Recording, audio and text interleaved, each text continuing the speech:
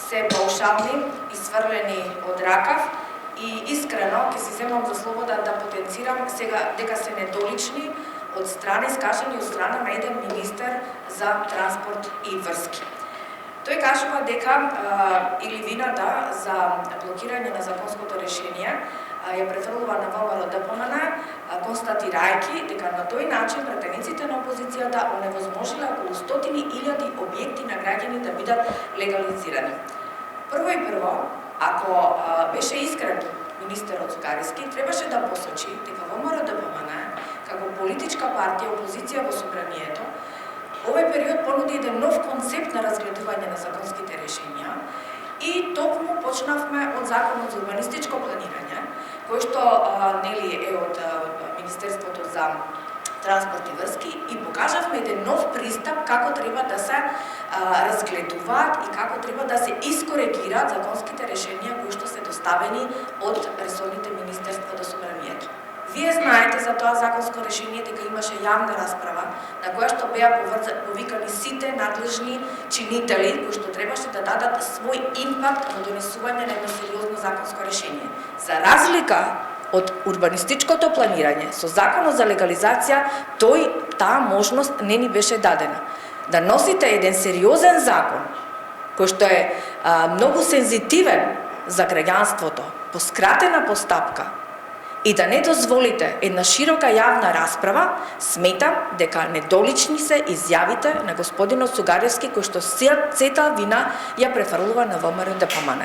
За урбанистичкото планирање беа поднесени 235 амандмани благодарение на широката јавна расправа која што ја имавме во собранието. Сите забелешки од стручните чинители беа преформулирани во амандмани. Зошто Цугарески треба да даде одговор?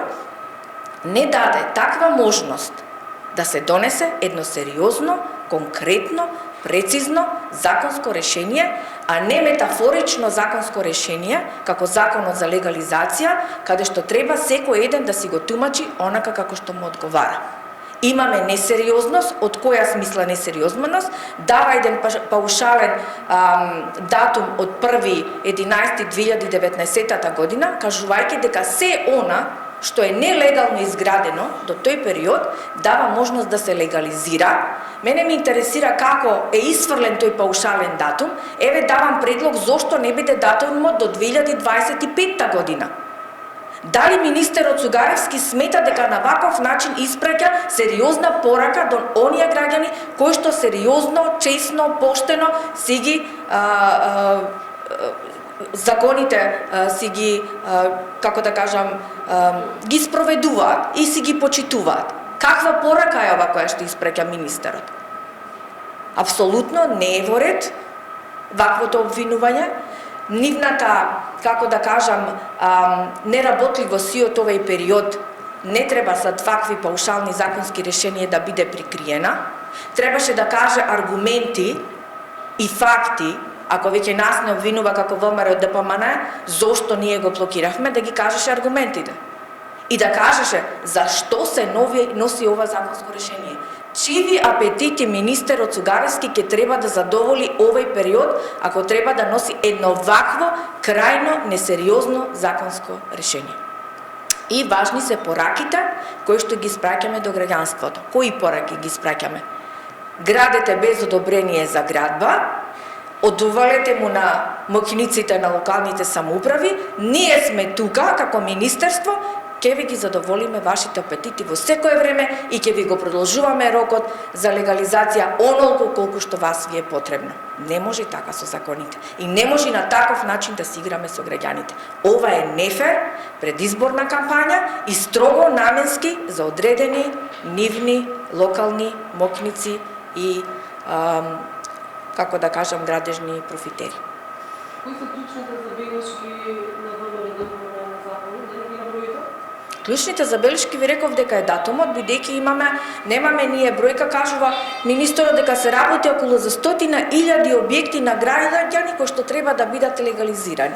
Ние донесовме еден закон за легализација кој што морам да признам беше произлезен од потребите на граѓаните и како нивен предлог беше проектот кој што беше преточен во законско решение. крајниот датум за да се легализираат и понатаму да не се дозволат изградба на градби беше, мислам, 2011 година март. Што после тоа се случи? Значи, требаше соодветните институции кои што се надлежни за спроведувањето на законското решение, согласно нивните надлежности, да си го спроведуваат законот онака како што треба. Ако ние вака повторно и уште си ги надополнуваме 2019, 2020, 2021, 2022, не знам зошто тогаш носиме закон за урбанистичко планирање и средување на просторот, урбанизација на просторот, кога ние дозволуваме вакви случаеви да не се случат во нашата држава.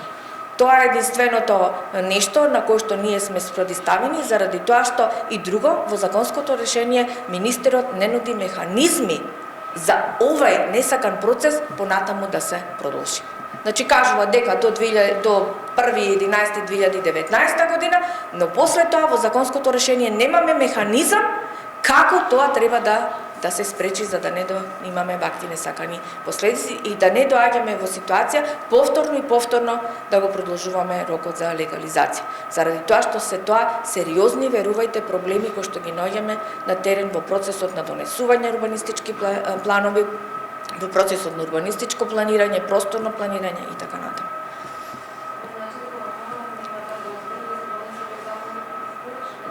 Ние бараме, ние не сме против ваквото законско решение, да не се сватиме погрешно, ние бараме, како да кажам, нормален пат за да изоди законот. Исто како онака што се направи со Законот за урбанистичко планирање. Во среда Законот за урбанистичко планирање го ставаме на терен, после 7 месеци расправа, внатре формиравме тело од Комисијата за транспорт и врски, каде што 7 месеци расправавме. Министерот Сугаровски морам да го пофалам во тој дел сега, бидејќи излезе и покажа широчиња и ние сега имаме комплетно ново законско решение за урбанистичко планирање, кое што е усогласено со сите оние барања и потреби кои што релевантните субјекти ги има искажано на јавната расправа. Ние немаме можност на таков начин ова законско решение да го носиме, немаме можност за отварање на јавна расправа, немаме можност да слушниме стручната фела, немаме можност да ги слушниме локалните самоуправи, за да можеме да донесеме конкретни измени и дополнувања во Законот за легализација. Ви благодарам.